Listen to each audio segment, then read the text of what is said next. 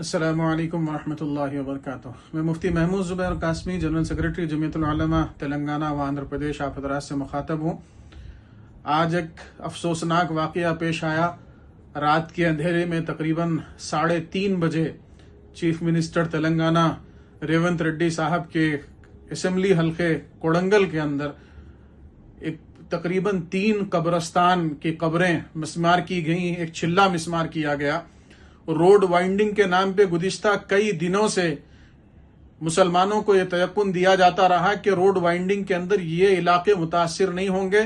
حتیٰ کہ یہاں تک کہا گیا مسلمانوں سے کہ چیف منسٹر کو بھی اس کی اطلاع کر دی گئی ہے اور روڈ نکالی جائے گی تو یہ علاقے متاثر نہیں ہوں گے۔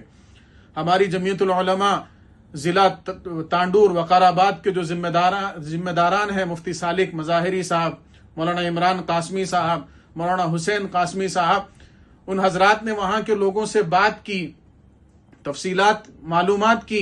آج تقریباً دوپہر سے وہاں کے ذمہ داروں سے بات کی جا رہی ہے۔ ان لوگوں نے بتایا کہ تیقن دیا گیا حکومت کی طرف سے، عہدیداروں کی طرف سے کہ یہ علاقے متاثر نہیں ہوں گے،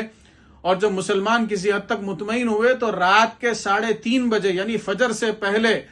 ان علاقوں کو مسمار کر دیا گیا، وہ قبریں توڑ دی گئیں، روڈ کے برابر کر دی گئیں۔ کس قدر افسوس کی بات ہے کہ جن لوگوں کے اہل و عیال وہاں مدفون ہیں، ان کے دلوں پہ کیا گزری ہوگی، کس تکلیف اور کرب کے ساتھ وہ اس وقت میں گزر رہے ہوں گے، یہ سوچنے کی بات ہے۔ گزشتہ تقریباً 2-3 سال سے اس قسم کے مستقل واقعات دیکھنے کو مل رہے ہیں۔ اس سے پہلے بھی کانگریس کی جو ریونت ریڈی حکومت ہے، اس کے تحت بعض مساجد کو شہید کیا گیا، بعض عیدگاہوں کی دیواریں توڑی گئیں، قبرستانوں کی بے حرمتی کی گئی۔ اس موقع پر بھی جمعیت العلماء تلنگانہ و آندھرا پردیش نے حکومت سے مطالبہ کیا، کانگریس کے ذمہ داروں سے ملاقاتیں کی، اور ان سے تیقن حاصل کیا۔ ان لوگوں نے تیقن دیا کہ ہم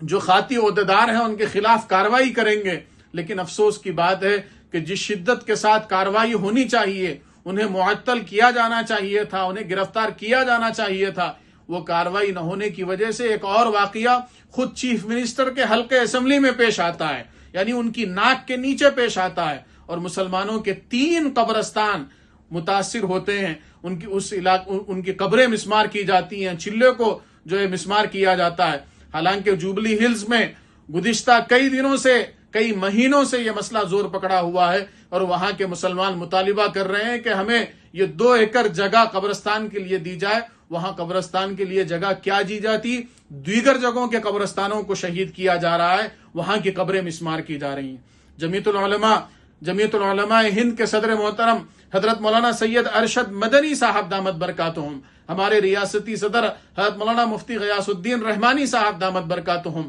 اور جمعیت العلماء کے دیگر اراکین اور ذمہ داروں کی طرف سے ہم حکومت تلنگانہ سے یہ مطالبہ کرتے ہیں کہ وہ فی الفور جو خاطی عہدیدار ہیں انہیں معطل کرے، انہیں گرفتار کرے۔